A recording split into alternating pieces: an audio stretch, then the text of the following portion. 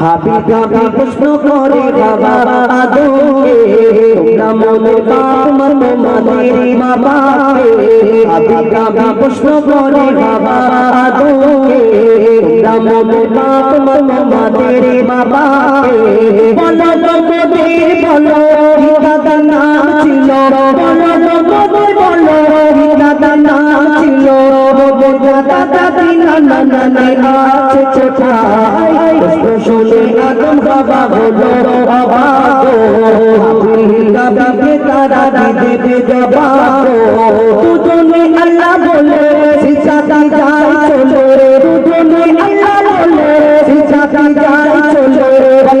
ছেলে মোদের কাছে এই জানতে চাই, হাবিব প্রশ্ন করে বাবা আদমকে, তোমরা মনের বাপ মাদের মা বাপকে। কেন তাদের বাপ মানে কি উত্তর দেয় কবি ছন্দের মাধ্যমে? আরো কি লিখছে দেখুন। ওই বলেছে আদম মানব জাতির মাঝে সৃষ্টি আমি বাজিরার ঘরে খোদা বাবা গড়ে, আর গন্ধম পেলাম দুনিয়ায় নাম ছেড়ে বলতে কেউ কেউ দেয়নি বলা মামাই দুধ দেয়নি, বলতে কেউ কেউ দেয়নি বলা মামাই দুধ দেয়নি। মাই মোরে মা বাপের ভালোবাসা বদলে বাবা মোরা দিবি বোঝো না, বাবা কি মোদের জানা হলো না। দুজনে এই মিস্ত্রি নেই মনে মা বাপের, দুজনে এই মিস্ত্রি নেই মনে মা বাপের, তাই নানা পিতা মাতা মোরা বুঝো না। হাবিব প্রশ্ন করে বাবা আদমকে, তোমরা মনের বাপ মাদের মা বাপকে। আমরা কিছু মানুষ অহংকার করি, এই দুনিয়াতে অহংকারীদেরকে আল্লাহ পছন্দ করে না। এই অহংকার কোথা থেকে এলো? আল্লাহ পাক রব্বুল আলামিন মাটির আদমকে যেদিন সৃষ্টি করলেন, করার পরে আল্লাহ ফেরেশতাদের হুকুম করলেন, আমার ফেরেশতারা তোমরা আমার মাটির আদমকে সিজদা করে নাও। কিন্তু আল্লাহর হুকুমে সকল ফেরেশতারা সেদিন মাটির আদমকে সিজদা করলো, একমাত্র একটা ফারিস্তা সিজদা করলো না, যার নাম হলো আজাজিল, যাকে ফারিস্তাদের সর্দার বলা হতো। কিন্তু এই দুনিয়াতে ওই মাটির আদমকে সিজদা করে নিল, কিন্তু আজাজিল আসলে কে? তাহলে সিজদা করলো না কেন? আল্লাহ যেমন আমাকে আপনাকে আদম জাতকে সৃষ্টি করেছেন তানার ইবাদত করার জন্য, তেমন আমাদের সৃষ্টি করার আগে আল্লাহ জিন জাতকে সৃষ্টি করলেন তানার ইবাদত করার জন্য।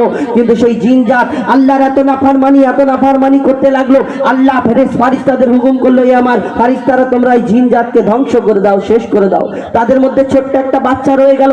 আল্লাহ সেদিন ফারিস্তাদের বলেছিল, আমি যা জানি তোমরা তা জানো না। কিন্তু সেই বাচ্চাটাকে ফারিস্তারা লালন পালন করতে করতে, সেই বাচ্চাটা ইবাদত করতে করতে করতে করতে 6 লক্ষ বছর ধরে ইবাদত করলো, করার পরে যার নাম হলো আজাজিল, যাকে ফারিস্তাদের সর্দার বলা হতো।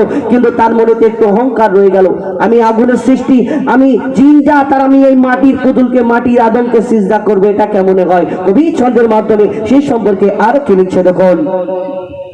নিয়ে কাদা মাটি ধোল খোদা গড়লো পুতুল, নিয়ে কাদা মাটি ধোল খোদা গড়লো পুতুল, সে পুতুল নিয়ে নড়ে মোহাম্মদ রাসূল, পুতুল নড়ে চড়ে আবার সিজদা করে, সরকার নজর গেলে খোদা দিল নিজারে, জিবরিল আমাকে ধরে আজাদিল যুদ্ধ করে, জিবরিল আমাকে ধরে আজাদিল যুদ্ধ করে, আমাকে ভুলে গেল খোদা আদমের মায়া, আমি জিন্দা তো ফেরেশতা সর্দার, সব থেকে বেশি জ্ঞানী আমার অহংকার, আগুনে আমার জনর আর মাটিতে গড়াড়া করো, আগুনে আমার জনর আর মাটিতে গড়াড়া করো, আয়াতকে শেষ সাজাতে আমার দুটি পায়, আমি গাবা প্রশ্ন করে গাবা আদমকে,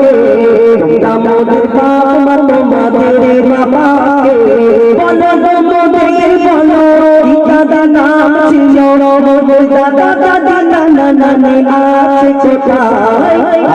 আমি প্রশ্ন করে বাবা আদমকে, তোমরা মোদের বাপ মাদের মা বাপকে। আমি প্রশ্ন করে বাবা আদমকে, তোমরা মোদের বাপ মাদের